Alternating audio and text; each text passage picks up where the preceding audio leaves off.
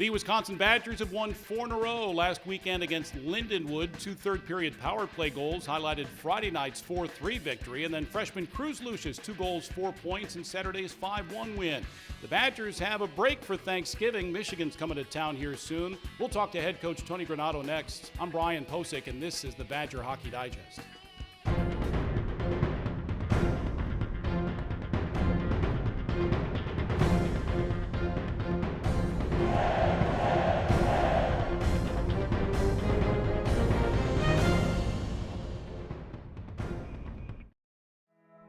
You'll hear things like, you're gonna need to see a specialist.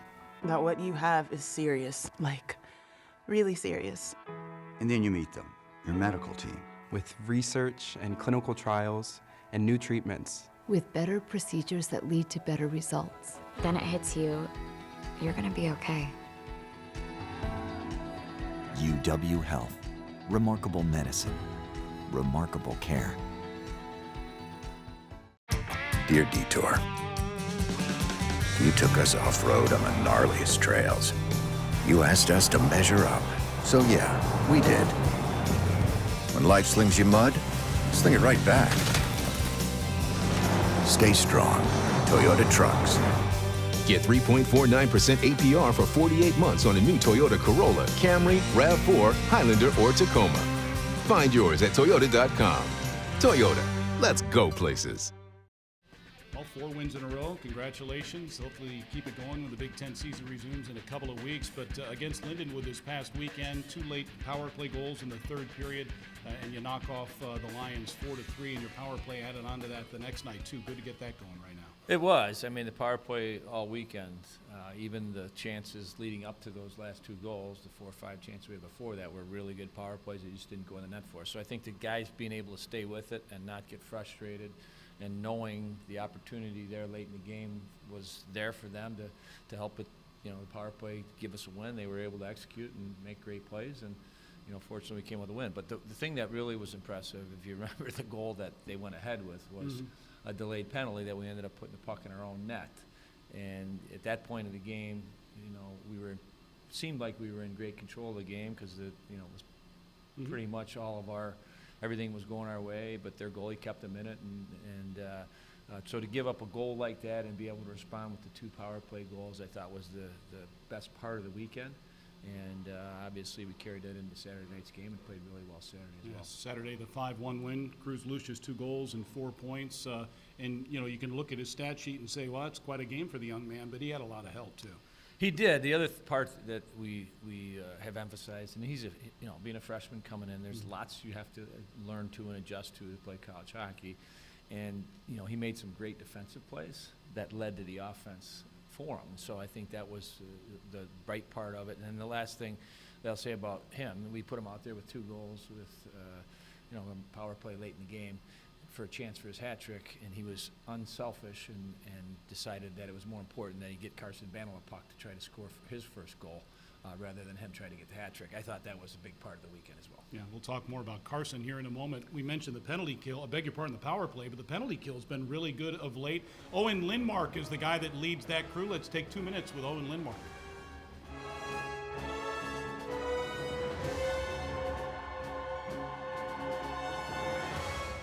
Can you tell our fans what you went through last year to get back on the ice this season? Yeah, so I first started last summer. I had a surgery, I had a calcification in my groin that had to get removed. So that happened, and that was actually 2 months before our first game. So then, and it was obviously not a major surgery, but had that, and then when I was kind of rehabbing back from that, I started feeling pain in my hips. So then I ended up having double hip surgery.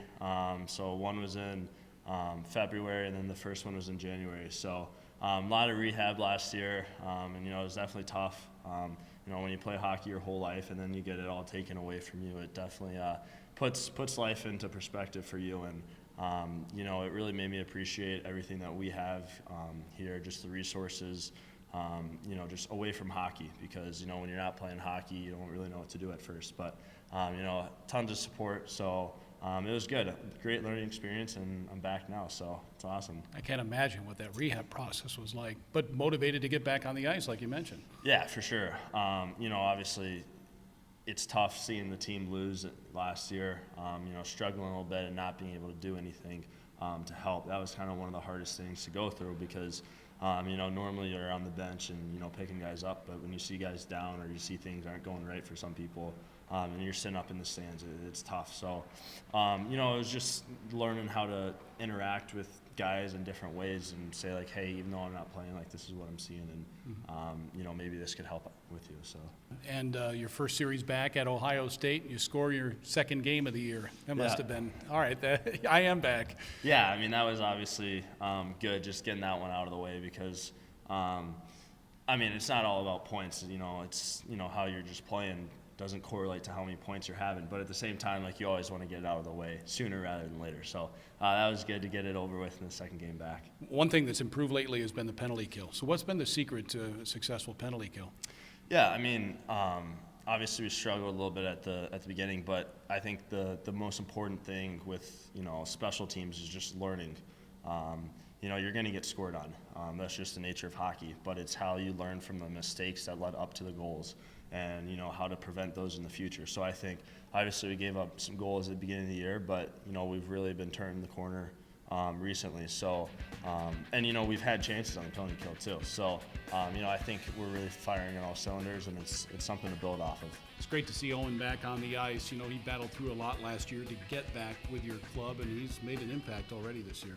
He sure has, and he was a big part of our team that won the Big Ten championship a few years ago. A lot of people overlook it because they look at Caulfield, Holloway, Weisbach, Bice, Emerson. They do, and they go down the list of players. But he was a key player on that team that had a role that played, penalty killer / checker / just do everything right all the time and not really get on the score sheet a ton, but be a big impact player in every game. And then the injury happened, didn't play a lot last year. Then you always wonder how you're going to be able to recover from the surgeries that he had. And he's been outstanding since the second he got into the start of the season. And so for us to get a leader back like that, to get a warrior back like that, and then you put a Horvath next to him, and you put a Bantle on the line with him, and you see the not just the penalty killing impact that he's had in our lineup, but to our locker room and to our overall game. It's been really fun to watch Owen, and he's battled through a lot. You go through an injury like that and you watch your whole team play an entire season and have to just go through rehab. The fortunate thing for him, and these are two key players in our team this year, Mike Verlicki went through the same thing together. So they were out of the lineup all year, pushing each other, hanging together, and making sure that they did everything they could to rehab it the right way, and both of them have come back and got off to great starts to the season. All right. And the best story of the weekend against Lindenwood was Carson Bantle finally scoring his first goal of the season. And he had to step outside to do it after getting so many chances in tight. I've never seen a kid work so hard to put the puck in the back of the net, and it just didn't go. The thing about Bance, coming into this year and what he did last year, and he had an injury, kind of pretty much the whole year was kind of banged up. Sure. But he could score for us last year. And going into this year, there were high expectations. His conditioning and what he put into it in the summer, he was set up to have a great year. And even though at this point of the year, he just got his first goal, he's played great. The puck has not gone in for him. I've never seen, and I've gone, lots of different scores at different times, have gone through stretches where it just doesn't go in. But never have I seen something that quite to the extent that he's gone through. So to finally see, like we said earlier, that Luce, set him up for that goal late in the game. Hopefully that starts, him on what he deserves to be, and that's a guy that can score consistently because he is a scorer and he is a worker, and hopefully that first one's the start of May. All right. Thanks for your time. Happy Thanksgiving. Yes, you would. We'll talk about Michigan very soon. Thank you very much, that's Badgers head coach Tony Granato. Yeah, Wisconsin doesn't play over Thanksgiving weekend. The next game's December 2nd and 3rd against Michigan here at the Kohl Center. Friday night is Suter Family Night. Come on out and celebrate the accomplishments and the work of the Suter family. And then Saturday is the Teddy Bear Toss. That'll be fun, too. And the Wolverines, by the way, are pretty good. For Tony Granato, Jay Williams, Steph Olson, I'm Brian Posick. Thanks for watching the Badger Hockey Digest. This has been a presentation from Learfield,